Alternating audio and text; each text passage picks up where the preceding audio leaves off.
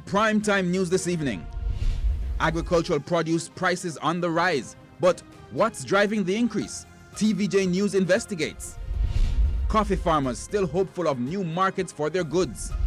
And Chesterfield residents in St. Mary finally get the bridge they were promised.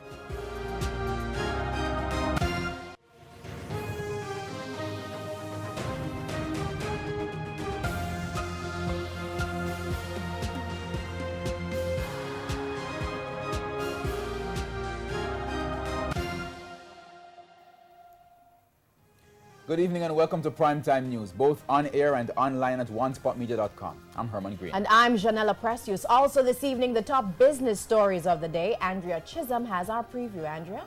For years, we have been talking about the FinSAC report. That's right, the report on the financial meltdown in the 1990s. So when will we be able to read it? The finance minister responds in the Business Day.